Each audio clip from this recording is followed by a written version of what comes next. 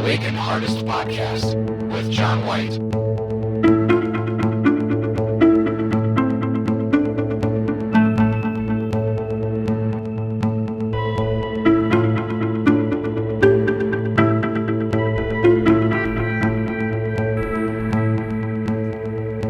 Hello, everyone, and welcome to the Awaken Hardest podcast. I am John White, the Awaken Hardest. This episode is titled Self-Discovery Being You. In the last episode, I talked about how I believe there are three critical pillars to mental health for myself: diet, movement, and community. In this episode, I want to kind of go down my road of self-discovery and what that's meant in my self-development or my development in my mental health and where I've gotten to be.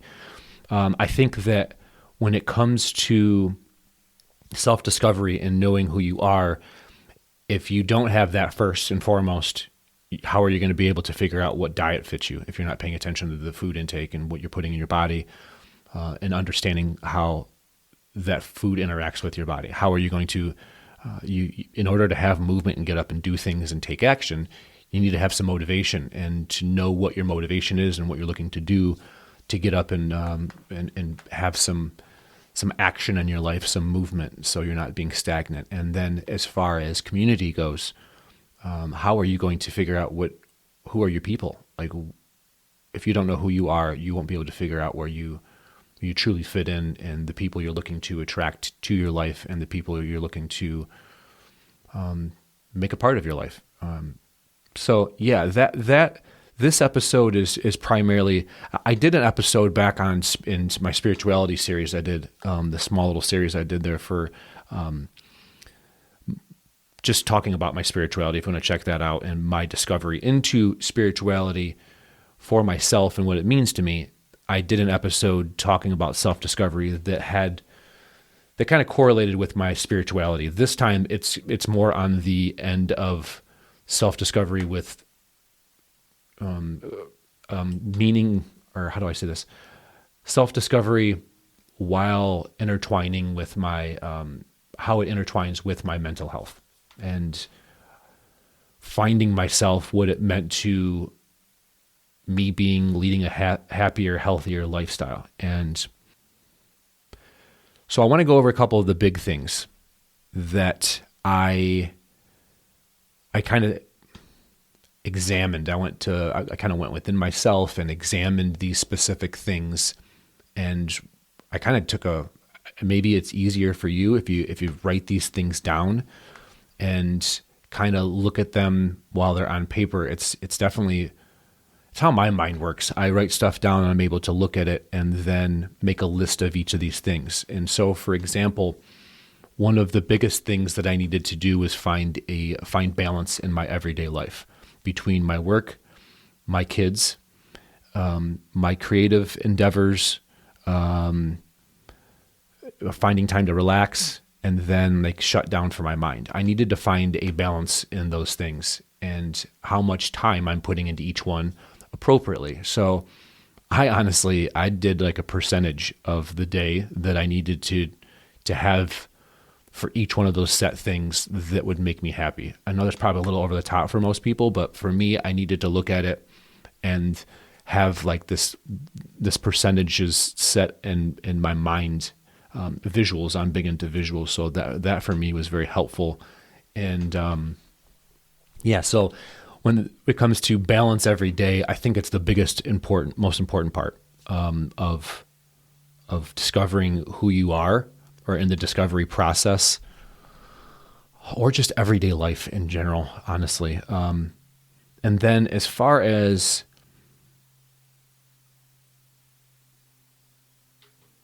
diet, goes, finding the things that we put into our body and paying attention daily to, let's say, groups of different food. How does your body react to red meat? How does it react to poultry, fish, vegetables, certain kinds of vegetables? There's so many different, carbs is a big one. A lot of different diets. But if you're not eliminating things from your diet and experimenting with the different things that you're putting into your body and seeing how your body reacts to it. If you're just putting a bunch of different shit into your body every day, you're not going to have a clue as to what's going to interact with your body and hurt you and help you. So, and this is all obvious. I'm just saying from my perspective, I went and took things out and then primarily and focused on things and seeing how they made my body feel, eating them consistently over each day and really paying attention to that. So that's one of the biggest things for me, was really paying attention to my body and figuring out what worked best. And now I'm able to focus on the right foods for myself. But I'll get into that. I'll talk about the diet thing. I'll have an episode on that that follows this. But as far as a good list to create for yourself is your strengths and weaknesses. What you think,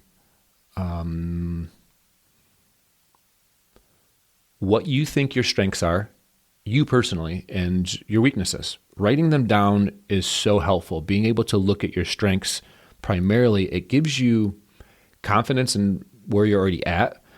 And that's the base to be able to, for me at least, look at the weaknesses and be like, okay, I'm going to tackle one of these weaknesses at a time.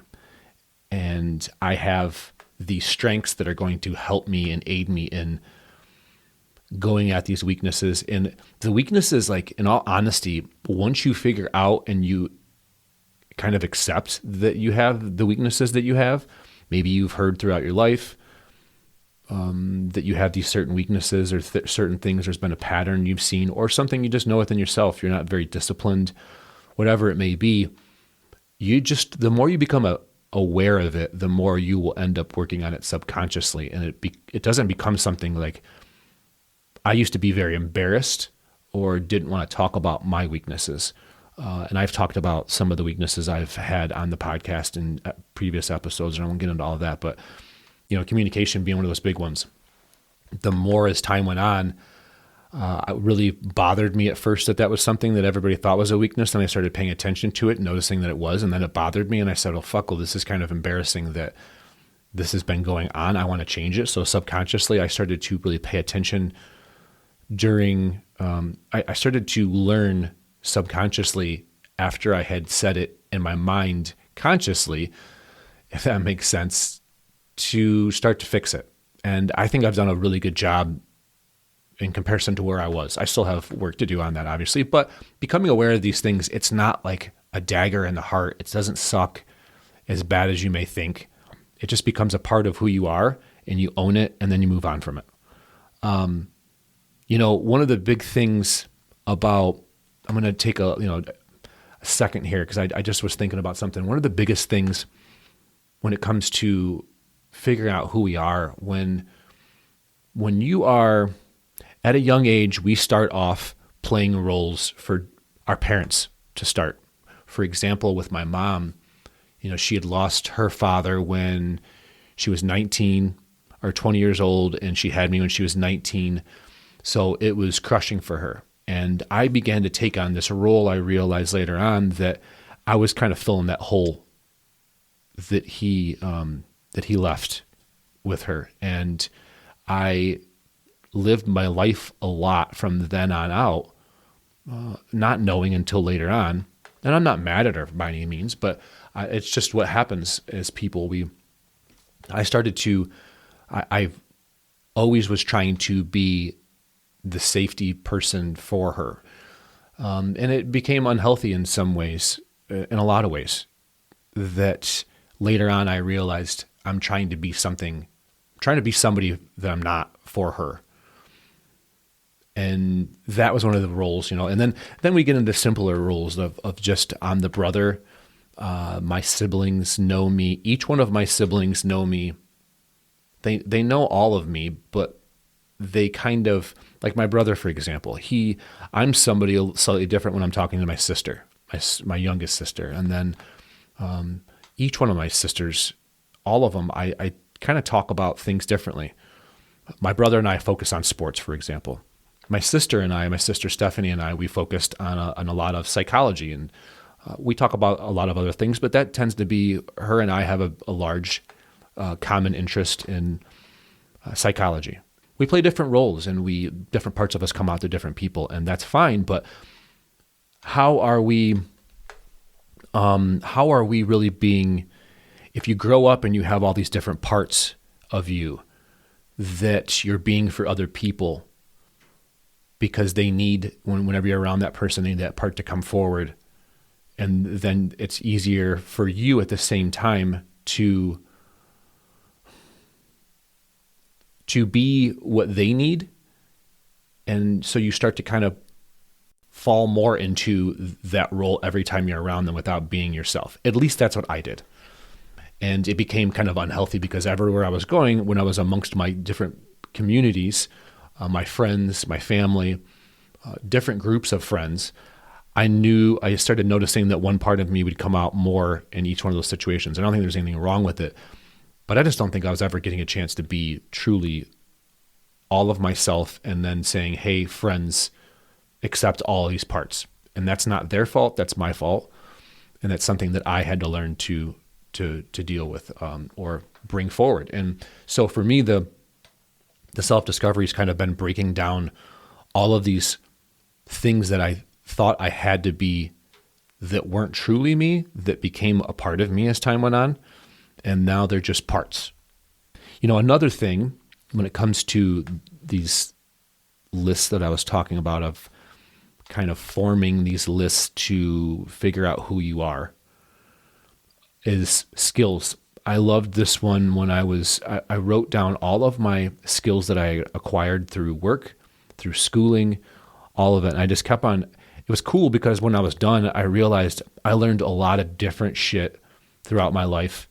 And it gave me more of a sense of pride and confidence in myself. Well, damn, man, I really have learned a lot and I've got a lot to offer. So that was a cool one to kind of sit back and look at the skills. And if you don't feel like you have a lot or enough, maybe that's motivation enough for you to go out and learn some new skills, because skills are important to adapting to situations and gives us more opportunities also monetarily and mentally for our mental health, doing things that we want to be happy and doing.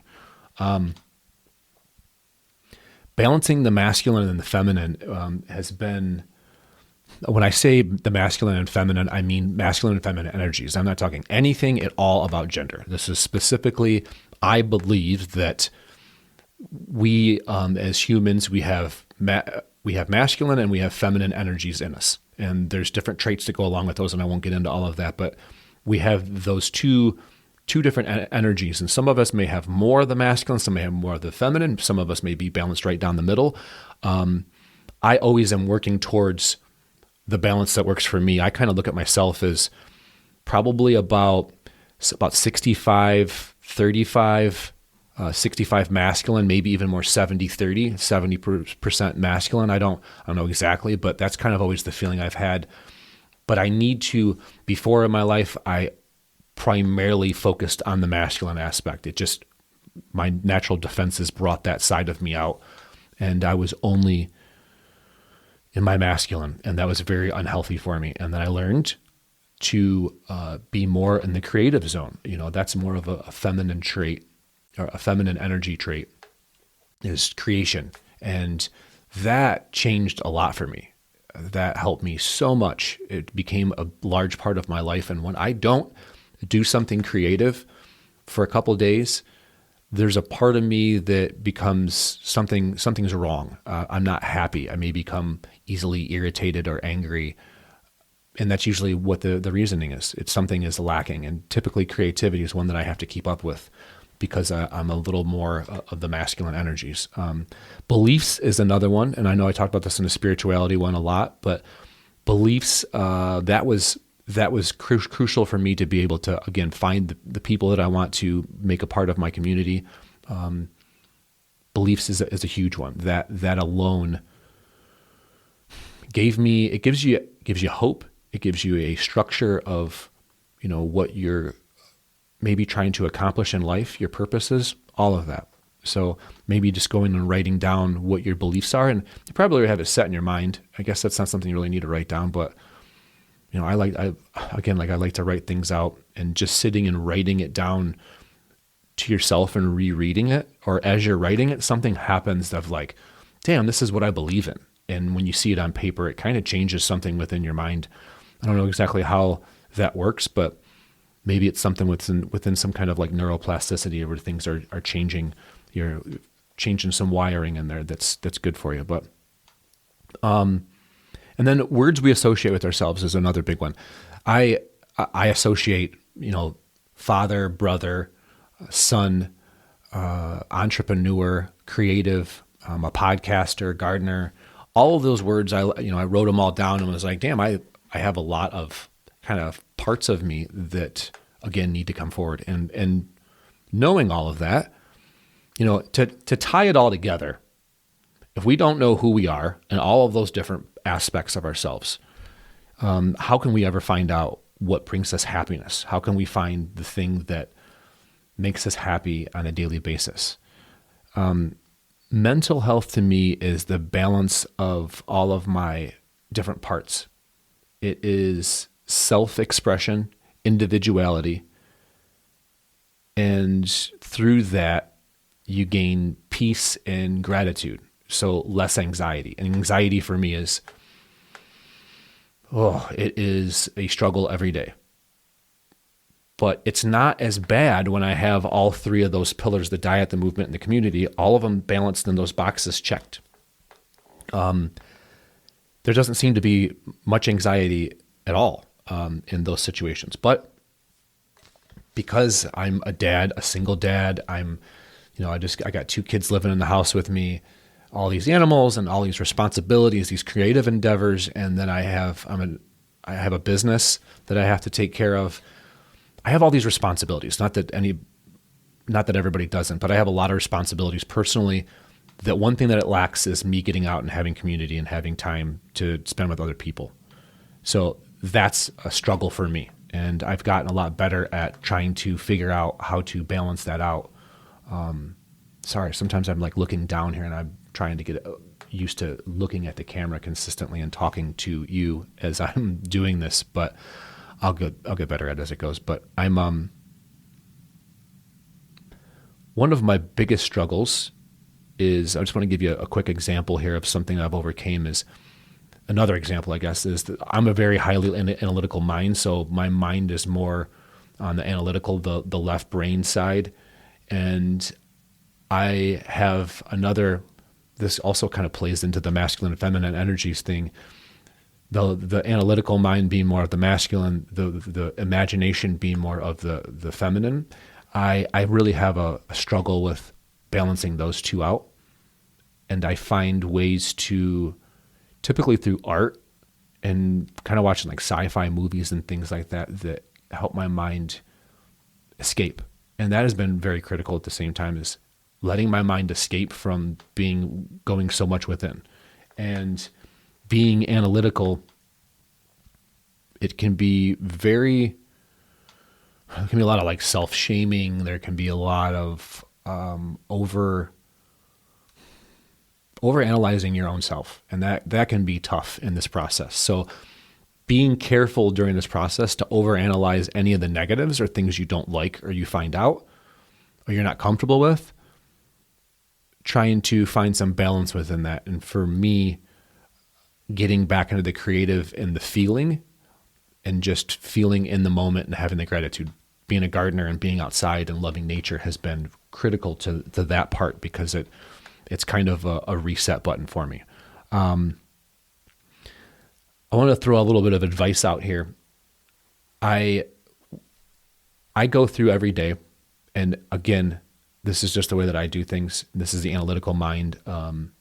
I go through every day and I try to, prior to that day or even prior to the week coming up, I set goals for things. I have an app on my phone, notes app, that I go through, and I have a checklist of things that I need to accomplish. And being a business owner, having a podcast, kids, and the sports that they do, and all of the work that comes along with all those things. And I also love to cook. So and eating healthy, it takes a lot of cooking time and prepping and all of that in the kitchen. So I need to figure out what kind of meals for myself. What is my body craving a little more of?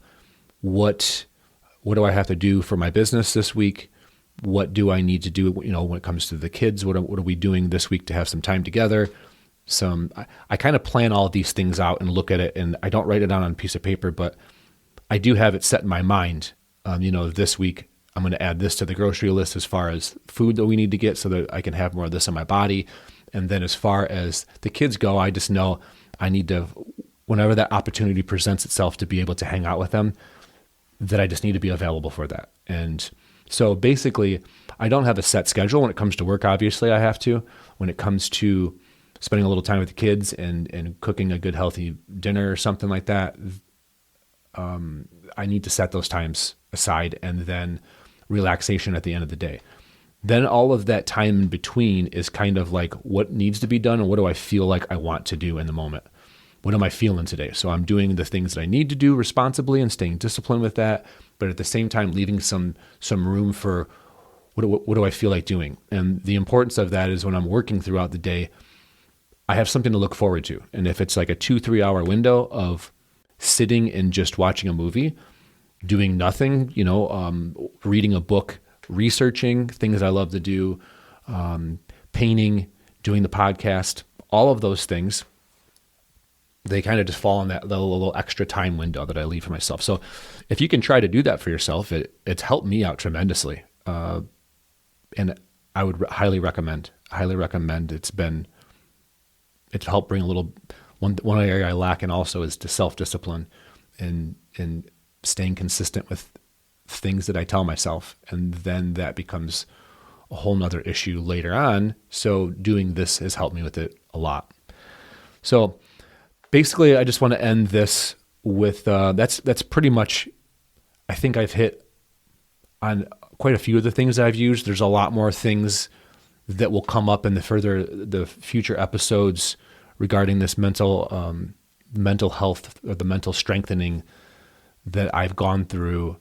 I want to, I kind of just want to leave it at that for this episode. So just to retouch on everything, self-discovery being the most important before you're able to really do any mental health work. If you don't know who you are, you can't, you have to be at peace with who you are and learn to love all of the different parts of yourself, like all of the different parts of yourself, at least, before you're able to start to fix the things that,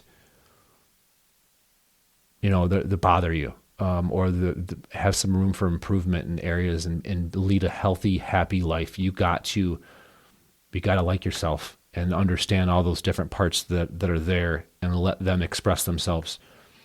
That's, to me, the beginning of all of this. So I appreciate you. Again, I do have a new Instagram page that I set up primarily for just this podcast.